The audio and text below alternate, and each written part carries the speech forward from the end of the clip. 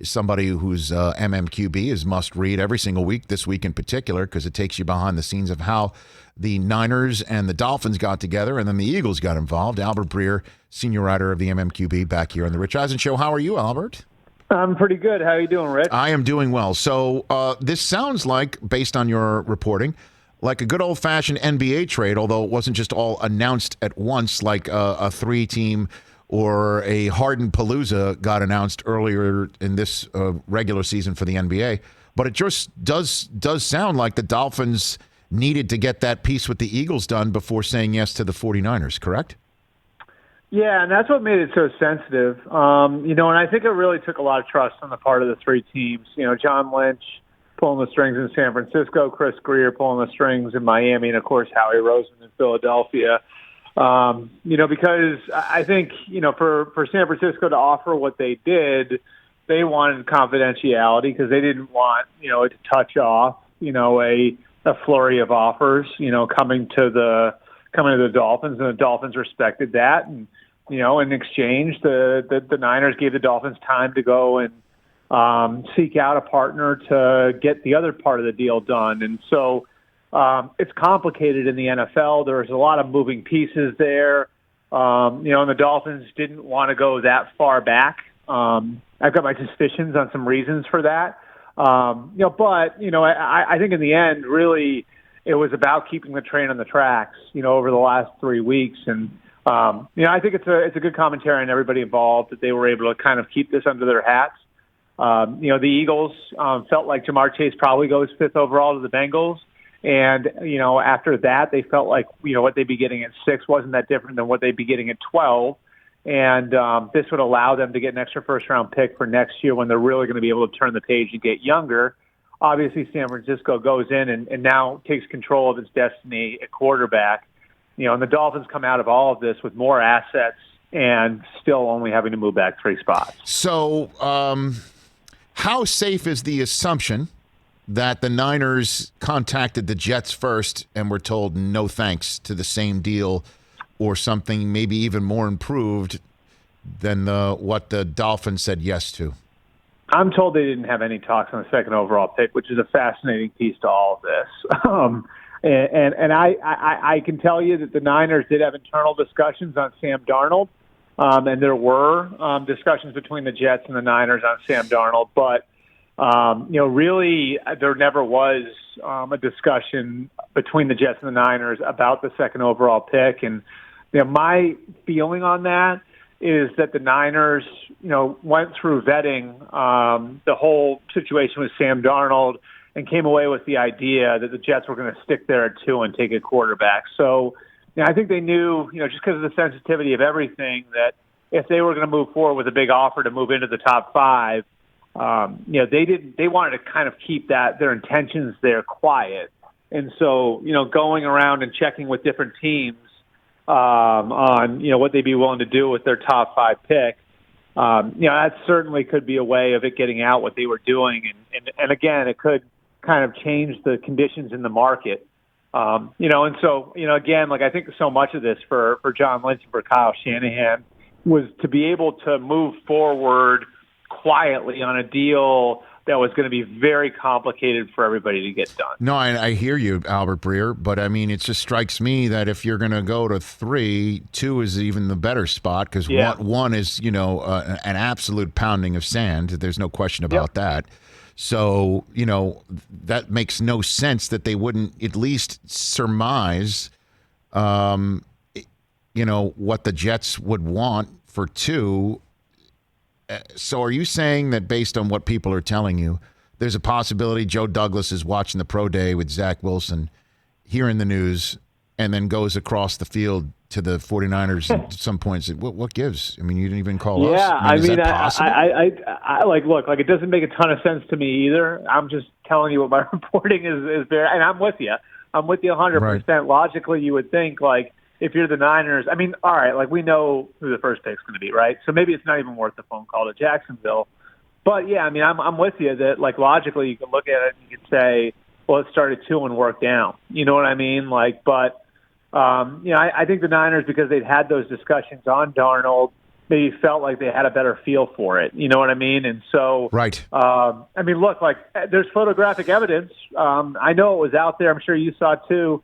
There was a picture of John Lynch standing there with Joe Douglas and Robert Saleh and at Zach Wilson's pro day. So you would have to think that potentially came up, you know, like, well, why didn't you make us an offer for 2, you know? And so I don't know what was said in that discussion, but, you know, if I was Joe Douglas, I would certainly want to know if they hadn't reached out about the second pick, why they didn't reach out about the second pick. Albert Breer, the MMQB senior NFL reporter here on the Rich Eisen Show. You have to check out what he's written about this that remarkable Friday in the NFL draft during Zach Wilson's pro day. Right here on the Rich Eisen Show. So the Jimmy G of it all, clearly if you're going at number 3, as you pointed out in your piece and Daniel Jeremiah pointed out in the second hour, Mac Jones is more NFL ready just because of the program from which he comes and how long he was in it and how much reps he's got compared to Justin Fields, with all due respect to your alma mater, as well as, Trey Lance. That said, is Jimmy G gonna be the guy, do you think, or do you think this is one of those things where, well, we want the best possible offer for him after we get our quarterback 3rd overall, and we want to make it seem like it's difficult to get him, as opposed to everyone thinks he's going to be out there? What do you think? I think 2 things could change the Jimmy G situation. Okay, either one, they wind up with an opportunity with another veteran quarterback somewhere that comes along over the next few weeks. And maybe that veteran quarterback's a little cheaper and allows them to move Jimmy G. Maybe that happens. That's a possibility. The other thing that could happen is somebody just blows them away and offers them a 1 or something crazy for Jimmy, right? So that's number 2. But absent that, Rich, I mean, I think the best way, and I know I'm not the first one, I'm probably not the first person you've heard this from, the right comparison is the Chiefs in 2017. Like the Niners now, they've got the Chiefs had a coach and a general manager going into year 5 of their program. Like the Niners now, the Chiefs were looking at a group of quarterbacks in the draft that were pretty raw. Like the Niners now, the Chiefs had a roster that they felt like was ready to contend. And the veteran quarterback they had on their roster had 2 years left on his contract. So that allowed the Chiefs to play a year with Alex Smith, sit Patrick Mahomes, and then still turn around a year later after Alex played really well and trade him after the year.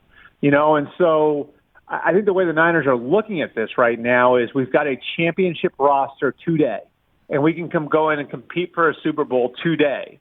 And do we really want to put that in the hands of a rookie, or are we better off sitting the rookie, letting him learn behind Jimmy, and giving Jimmy a chance to reestablish who he is as a starter in the NFL? We wind up contending in 2021, and then everybody wins because Jimmy's got more value after the year. And we've gotten, our young quarterback some time to develop, especially when you consider those 3 young quarterbacks you talked about. This is a pretty crazy set of numbers here, Rich.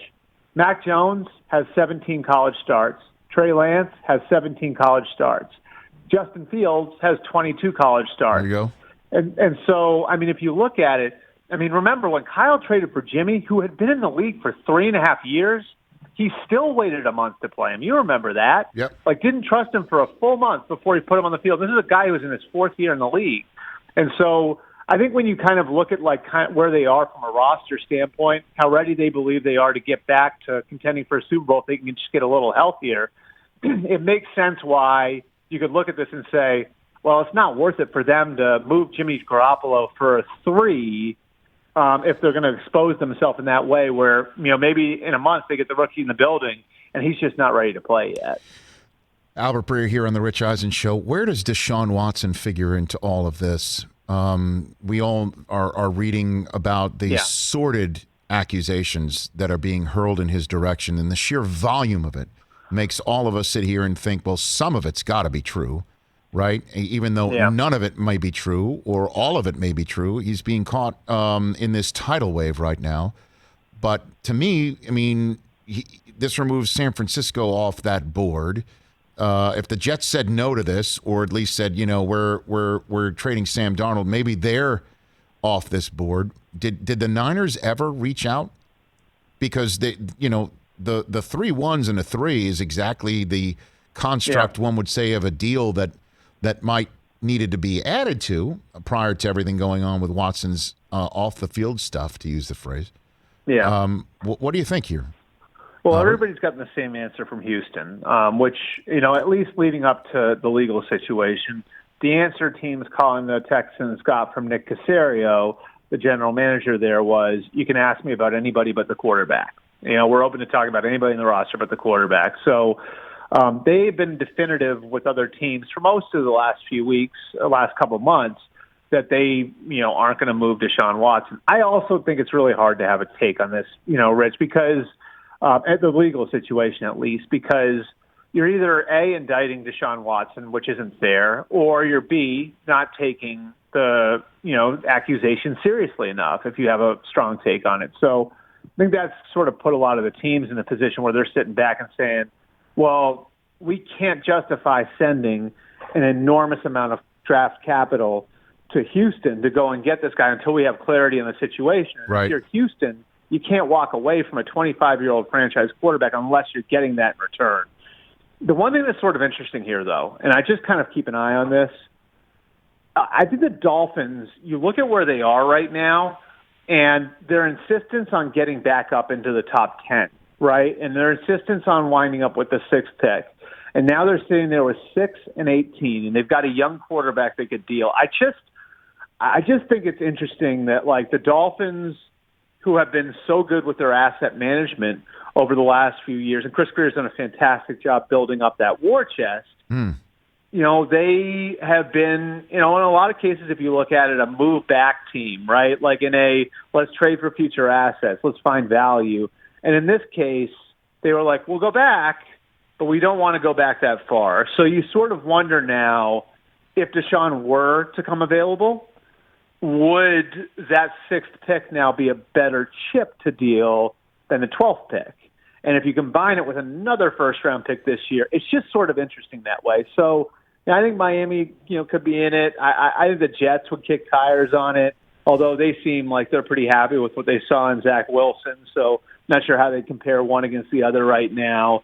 It's interesting. And San Francisco, of course, because now they don't have the future assets, would be one of those teams where you look at them and say, okay, they're probably not going to be in the running for Deshaun. Albert Breer here on the Rich Eisen Show. And I also, by the way, I would not.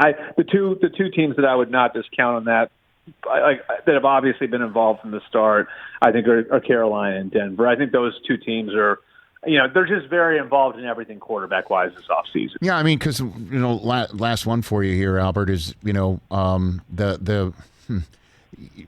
criticism, if you will, that I'm seeing about the Niners giving this all up for a player who's yet to play in the NFL is like, this is the deal that you could get a real deal, either 25-year-old Deshaun Watson or 32-year-old Russell Wilson for, even though I imagine San Francisco would be the last place on earth Seattle would ever deem to send Russell Wilson. And we've already talked about what might be an issue with Deshaun Watson. And you're always taking a look around the league at quarterback situations that could bubble up a year from now, and we're already talking about maybe in a draft or either one of these guys for next year. My last thing for you is about Aaron Rodgers, because when quarterbacks redo their contracts, that's not news to me. Everybody makes it seem like, well, that quarterback redid the contract. That means that they're cap strong and that the general manager's been burning the midnight oil and calling everybody desperately to get cap space. This is stuff that, when they sign a contract is essentially assumed this is going to happen. If not already verbally agreed to, we'll redo the contract at that point for the cap issue. The story usually is when a quarterback says no. I will not. And it appears that's the case with Aaron Rodgers in Green Bay, right? Like, so what is the there that is there, Albert, on that? Well, I think I've felt this way since the idea of him restructuring came up, that this could be an elegant solution, right? Like that there is some tension, that Aaron Rodgers put some pressure on them, and that, obviously they've got a young quarterback in their roster now that they like. Like, how do you solve that? And how do you please Aaron Rodgers without going completely overboard and, abandoning the principles with which that franchise has been built? It's the same tree of personnel people that have built that franchise since the early 90s, starting with Ron Wolf. And so, there's a certain set of principles with which they operate. And, so how do you not break your principles, but also, work with your quarterback and trying to give him the best situation going forward in the twilight of his career? And I've felt like, since the idea came up of restructuring, to me, like an elegant solution would be going to Aaron and presenting him with a plan and saying, here's what we're going to do with the money we're going to clear up. And if we can clear out X amount of cap space, we normally don't mortgage contracts this way, but we understand this is a special situation. So if we clear, say, $20 million in cap space by restructuring your contract a little bit, maybe we get a little money in your pocket earlier, and then we're going to do X, Y, and Z. And we've talked to this team or this team about potential trades. We're going to get you some more help. And I really think that could wind up being just a good conclusion for everybody, because I think a big part of what happened with Aaron and why he spoke out the way he spoke out was he looked around in that conference championship round and he saw how urgently the Bills have built around Josh Allen, bringing in Stephon Diggs, how urgently the Chiefs have acted around Patrick Mahomes while they had him on the rookie contract. And then, of course, how the Buccaneers have built with I'd say built with abandon, right, over the last year around Tom Brady. And so I think that's really what Rodgers wants.